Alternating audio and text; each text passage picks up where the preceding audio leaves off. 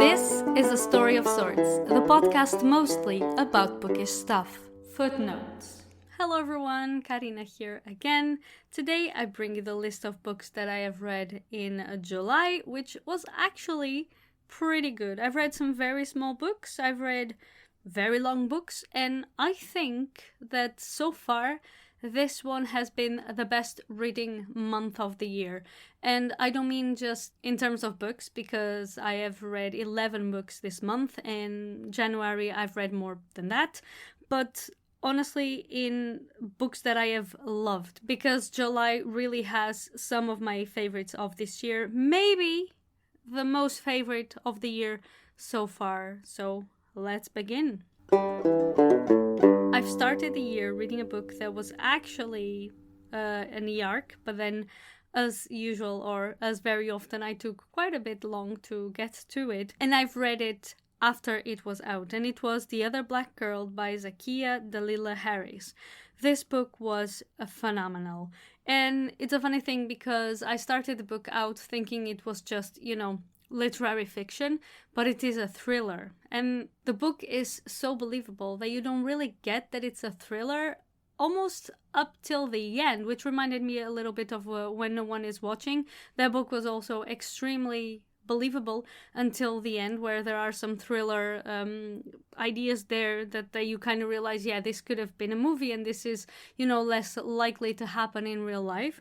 But it was really, really believable. The story is super interesting, and there's this main character, and she's the only black girl in her company, and then there's a black girl that comes into the company, and strange things start to happen. And I don't want to ruin the book for anyone, but I really loved it. The hype that you see on the internet, like Twitter, Instagram, whatever, it's justified. And yeah, I really recommend it. The second book that I've read was Color Theory, Constelis VOss #1 by Leigh. I have interviewed Leigh for the podcast. Their second book is actually now out as well. This is a trilogy. And I gotta say that I think it is very well written, but it is science fiction and it's quite complicated. So while I do understand not the nuances, or while I do understand the story, I think I would be able to kind of explain the story to other people. It was kind of complicated for me to be able to make sense of everything that was happening as a whole, too. Like, if I had to summarize it, I know the story more or less. I know what I read, of course, because I know the characters, but it isn't an easy to understand science fiction, at least not for me. I have a lot of trouble, as I've told you before, with science fiction and fantasy, that sometimes the world building and everything that is happening just doesn't click in my brain because it isn't real. And with this book was definitely that. I still think that if you like science fiction, you really are going to like it. There are a lot of nuances in it that I'm pretty sure have escaped me. But it talks about gender and sexuality and about this future world where there are, robots and artificial intelligence, but with the mind of people from the past. So the premise is pretty interesting. So I really also recommend the book, but I cannot in good conscience give it any stars or review it properly, because it's the kind of science fiction that I really have trouble getting into and that I really have trouble reviewing and completely understanding. But if you like science fiction, you should check it out. There are going to be 3 novels out this year. And then there are going to be, if I am remembering correctly the interview that I had with Kyra, there's going to be more side stories. So plenty to go around if you like series. The next book that I've read, it's called The Night Watchman by Louise Erdrich. The book is based on the life of the writer's grandfather, and he worked as a night watchman. The story speaks mostly about native dispossession from rural North Dakota. And I listened to it as an audiobook. The book has won an award, if I am not mistaken, and I thought it was super interesting, because you kind of get to know the life of two main people. One of them goes on a trip to find out her sister, but you also get to see the life of the night watchman and the kind of weird things that happens around the place where he works. And yeah, I honestly, I think it's a very interesting book, and it's really well written as well. So, just pick it up. I think it's well deserved. I don't know I think it won an award, but if it did not, well, it would have been well deserved. The fourth book of the month was The Color Purple by Alice Walker. It's a well-known classic. I have read it because it was chosen for the book club that I host at the bookstore I work at. And when I started reading the book, it was pointed out to me that Alice Walker is anti-Semitic or was anti-Semitic, and it's something that I actually did not know. I usually do some research while choosing books for the book club, because the book club is about, it's called Educate Yourself, and it's about social justice. So I usually try to do some research before going into any book, but I did not in this case, because again, it is a classic and I saw a lot of people recommending it, and I just didn't take the time to actually do proper research, but it was pointed out to me. So I've read the book, and then we actually discussed in the book club how important it is to be aware of, problematic writers, and how you can look at their work and read their work and take the good things from their work while remembering that they are problematic and you should not support or, do any kind of advertisement towards their work. And I know, of course, I bought this book. I didn't get it from a library or I didn't steal it from the internet or download it anywhere else. But this was also before I knew of the whole controversy and I knew of this whole problematic things. But I did do some research afterwards, and I sent a few links also to the people who were being part of the book club. So I think it was an interesting experience to also discuss that along with the book. As for the book, honestly, I thought this book had a lot more to do with race than queerness. And then as you read the book, you kind of realize that it's a woman coming to terms, and it is never really named, but it is a woman kind of realizing that she is in love with another woman and that she is a lesbian. It's not really a spoiler alert, but especially if you read the blurb, I think, because I very often go into the books without reading the blurb. But the way that she talks about, the attraction that she feels for women and that she does not feel for men, you kind of realize that. Like, she doesn't have the words for that, but you know what it is. And to be honest, it's even quite endearing to kind of see that person, and it's like, yeah, we have a word for that, man. You're a lesbian, you like women. And she doesn't know. And I think that the relationships in the book were quite interesting, even though the ending for me was a bit disappointing, because I think that the main character, Celia, if I'm not mistaken, is that Celia or Nellie? I don't know anymore. But the main character, she kind of accepts an apology, and certain things, get solved that I don't think should have been excused, but it's a way to end the book. And I still think there is a lot to learn from this book, but I think that if I had known about the situation with Alice Walker and anti-Semitism, I might have abstained from reading it. The next book was a Dutch book, and it is called Zeebrieven. I read this book, it was very quickly, because this is just a bunch of letters from one sister to the other, and they are separated by the sea. And it's a very simple book. It's very, very short. You just, you can read the book in 20 minutes, I think, half an hour. But the writing was very beautiful. The sphere, the whole idea around the book and what you feel is also very melancholic and dark, and I really enjoyed it.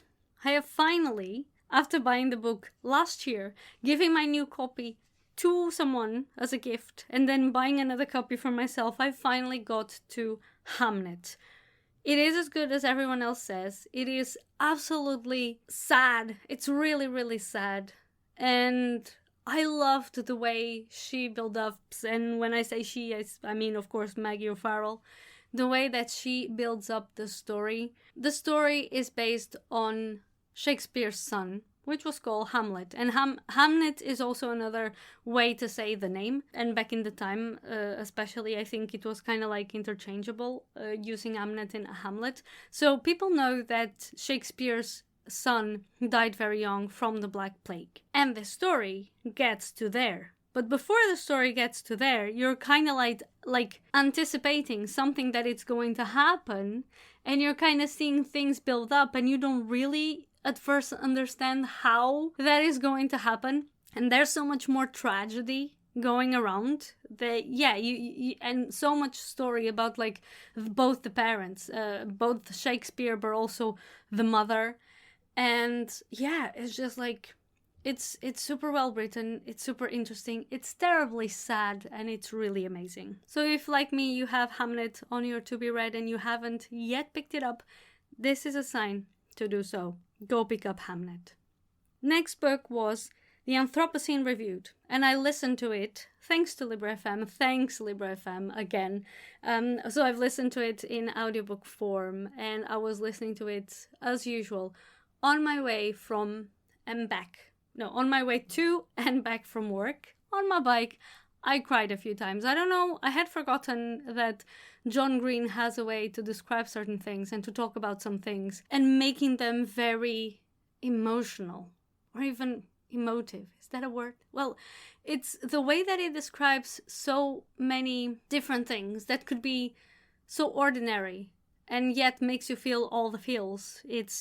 I had forgotten about that. I haven't read a John Green book in a long time, and The Anthropocene Reviewed is basically, he picks up random stuff from, our times. Dr. Pepper, video games, I think. And I forgot a lot of the things that he reviewed, but even reviews like football, and I don't know, it's just a lot of random stuff that we have nowadays, and I don't know what was his criterion to choose those things, but he picks up those things and he reviews it. But of course, like in a 5-star review, like he gives them 1 star or 5 stars or whatever.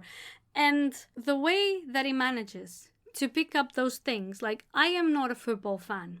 I used to like football when I was younger, but now I really can't be bothered. Even for the Euro Cup, I used to follow the Euro Cup, and I still do a little bit, but I don't get sad anymore when Portugal loses.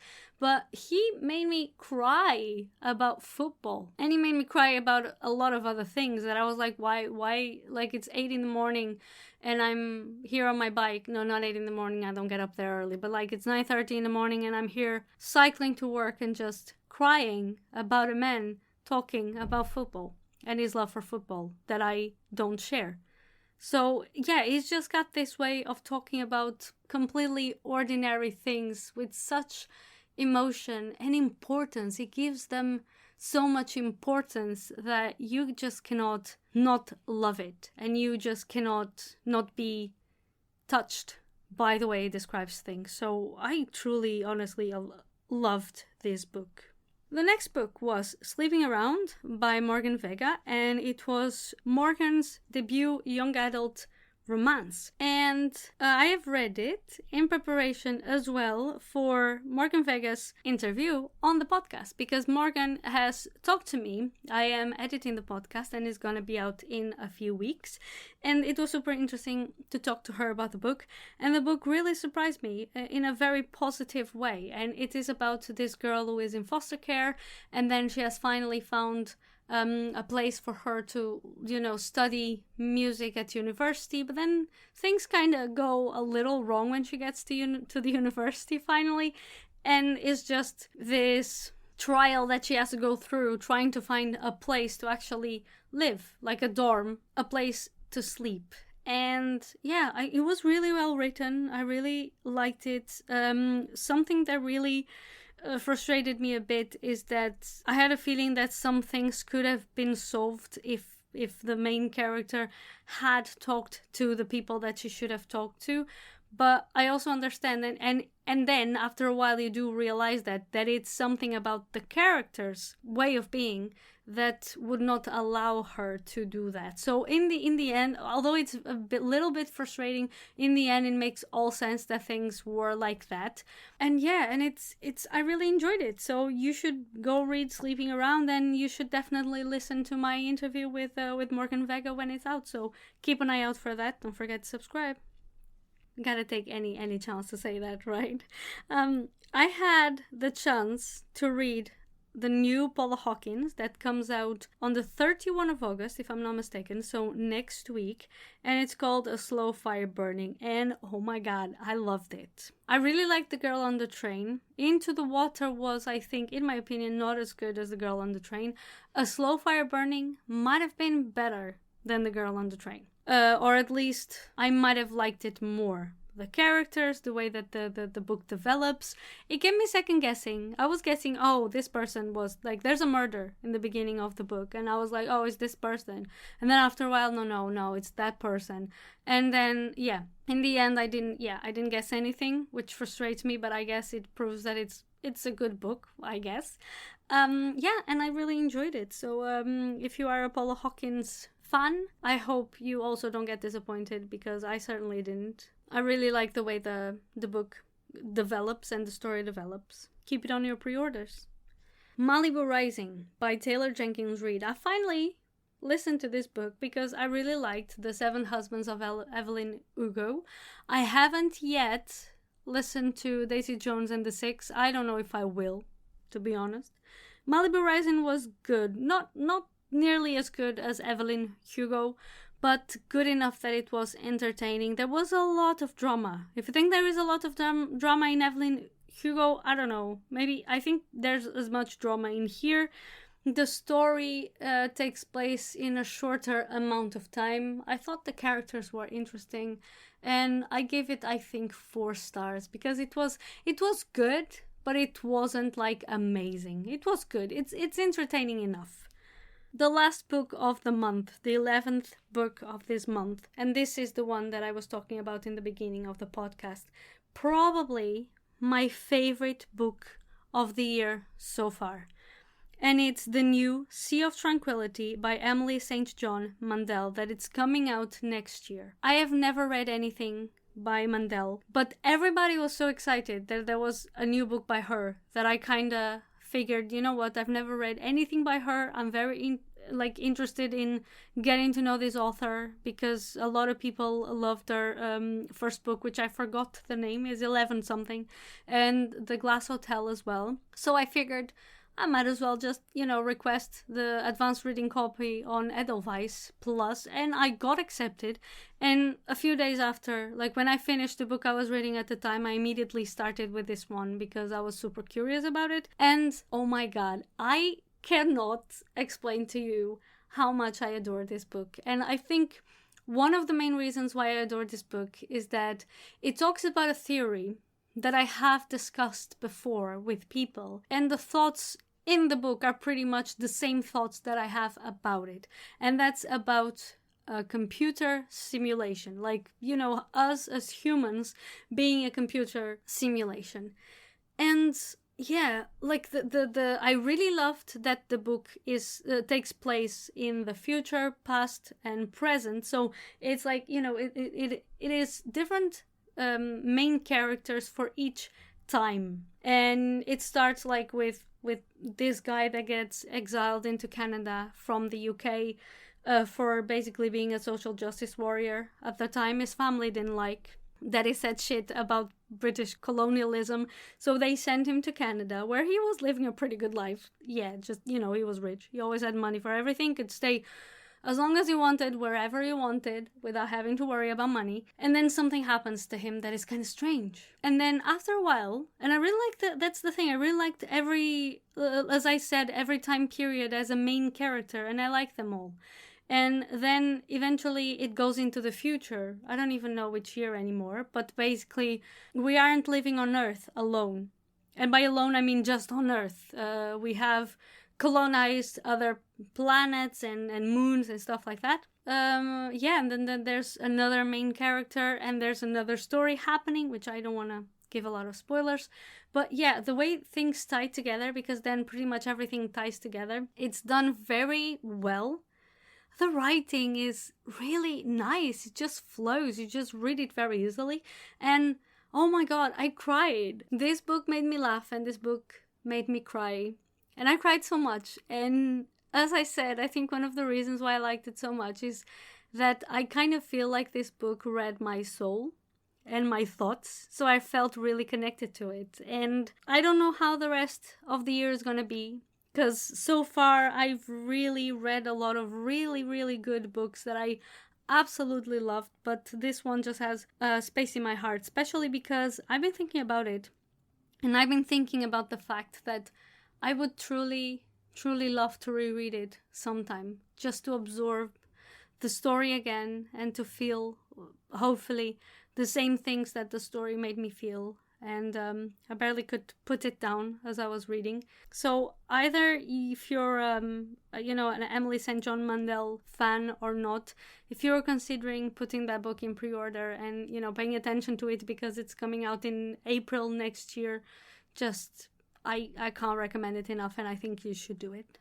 And these are the books that I have read in July.